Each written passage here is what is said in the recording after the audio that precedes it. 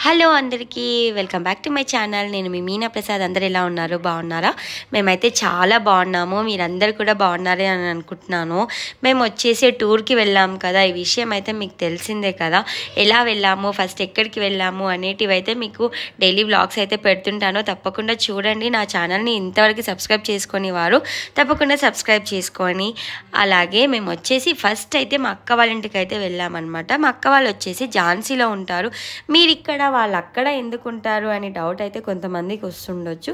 అక్కడ ఎందుకు ఉంటారంటే మా బావ వచ్చేసి ఆర్మీలో జాబ్ చేస్తాడు కాబట్టి వాళ్ళకి పోస్టింగ్ అయితే ఝాన్సీకి వచ్చింది కాబట్టి అక్కడికైతే వెళ్ళారనమాట. ఇంకా మేమైతే అక్క వాళ్ళ ఇంటికి వెళ్ళేసి అక్కడ నుంచి మా రెండు ఫ్యామిలీలు కలిసి జర్నీ అయితే స్టార్ట్ చేసామన్నమాట. ఫస్ట్ వచ్చేసి అయోధ్య టెంపుల్కి అయితే వెళ్ళాము. అయోధ్య అనగానే అంటే నాకైతే ఫస్ట్ అయోధ్య కట్టారు అని తెలిసిన తర్వాత అబ్బా అయోధ్యకి మనం కూడా వెళ్ళాలి అని అనిపించింది. కానీ ఇంత తొందరగా వెళ్తామని మాత్రం అస్సలు అనుకోలేదు. అంటారు కదా, ఇప్పుడైనా మనకి దేవుడు ఎప్పుడు పిలిపిస్తే అప్పుడే వెళ్తామని చెప్పేసి మాకైతే దేవుడి నుంచి ఇప్పుడు పిలిపి వచ్చింది. అందుకోసమని మేమైతే చాలా తొందరగా దర్శించుకున్నాము దేవుడిని అయితే. అలాగే మేము ఫస్ట్ టైం వెళ్తున్నాం కాబట్టి మంచిగా ఉండాలి కాబట్టి శారీ అయితే వేసుకున్నాను అనమాట. శారీలో ఎలా ఉన్నానో నాకైతే కామెంట్ చేసి చెప్పండి. వెళ్ళాం కదా, ఇక్కడ అన్ని టెంపుల్లో లాగానే ఇక్కడ కూడా ఫోన్స్ అయితే అలౌ లేదు కాబట్టి మేమైతే బయటే ఫోన్స్ పెట్టేసి గుడి లోపలికి అయితే వెళ్ళామన్నమాట. చాలా హ్యాపీగా దర్శనం అయితే జరిగింది. అంటే పెద్ద గుడి కదా, రష్ ఎక్కువ ఉండి తొక్కిసలాటలు ఉండి అలాగైతే అస్సలు లేదనమాట. మంచిగా హ్యాపీగా వెళ్ళి హ్యాపీగా దర్శనం చేసుకొని రావచ్చు. అంత సెక్యూరిటీ అంత సేఫ్టీగా ఉందన్నమాట. మనకి దేవుణ్ణి దర్శించుకోవడానికి మంచిగా అనిపించింది. దేవుని బ్లెస్సింగ్స్ అయితే మనతో పాటు ఎప్పుడు మాతో పాటు మీకు కూడా ఉండాలని కోరుకుంటున్నాను. అలా దేవుని దర్శించుకున్న తర్వాత అక్కడి దగ్గరలో ఉన్న హనుమాన్ గర్హికి అయితే వెళ్ళామన్నమాట. అంటే ఇది వచ్చేసి హనుమాన్ టెంపుల్. దీంట్లో ఒక స్పెషల్ ఉంది.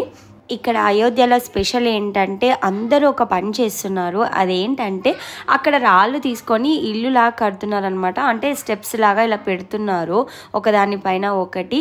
అంటే అక్కడ ఉన్న నమ్మకం ఏంటంటే ఇల్లు లేని వాళ్ళు లేదా ఇల్లు కట్టాలి అనుకునే వాళ్ళు అలా కడితే ఇల్లు అయితే కట్టుకుంటారనే నమ్మకంతో అలా అయితే చేస్తున్నారనమాట. మీలో ఎవరైనా అలా చేసి ఉంటే నాకైతే కామెంట్ చేసి చెప్పండి.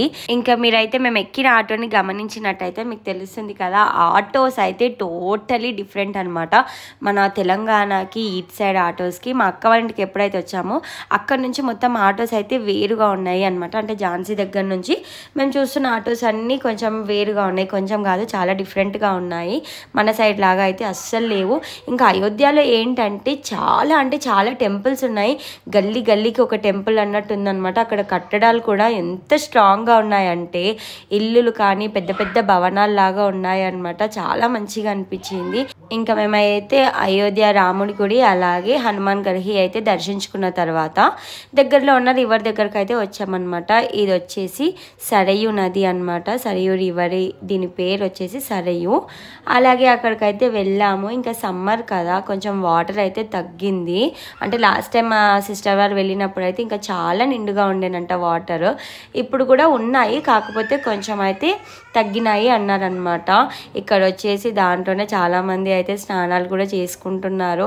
ఇంకా నది అనగానే ఫస్ట్ మునుగుతారు కదా, స్నానం చేసుకోవాలి అన్నట్టు. మేమైతే అక్కడికి బోటింగ్కి అయితే వెళ్ళామన్నమాట. చాలా మంచిగా అనిపించింది. బోటింగ్ చేసే ఆ ఎయిర్ ఎంత బాగుంటుంది కదా, చల్ల గాలి వస్తుంటుంది. ఇంకా మా పిల్లలు మేమే అయితే మంచిగా ఎంజాయ్ చేస్తూ బోటింగ్ అయితే చేసాము.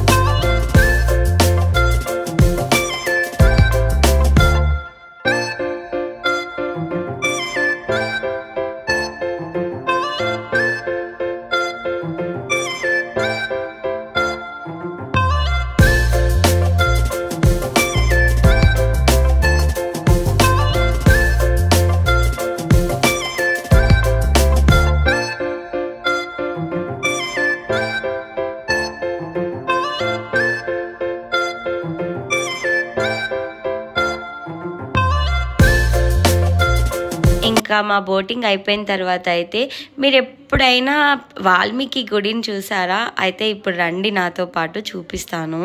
చూడండి, ఇది వచ్చేసి వాల్మీకి ఉంటారనమాట. వాల్మీకి అంటే ఎవరికి తెలియదు చెప్పండి? మనకి రామాయణం రాసిందే వాల్మీకి కాబట్టి ఇది వాల్మీకి గుడి అనమాట. ఇది మొత్తం రామాయణము మీకు గోడల మీద కనిపిస్తుంది కదా, అక్కడ మొత్తం చిన్న చిన్నగా రాసేసి రామాయణం ఉంది.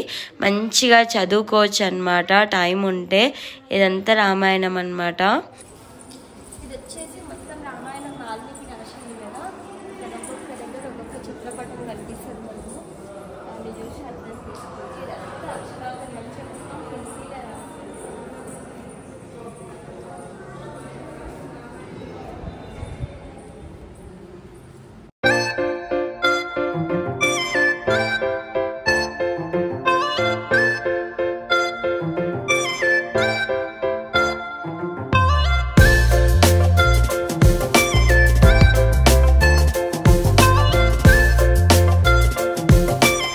ఇంకా చివరిలో మీరు చూసేది అయితే ఈ స్టోన్స్ అయితే మనకి రాముడి అయోధ్యలో ఉన్న రాముని విగ్రహాన్ని చేయడానికైతే ఇవన్నీ తెప్పించారనమాట.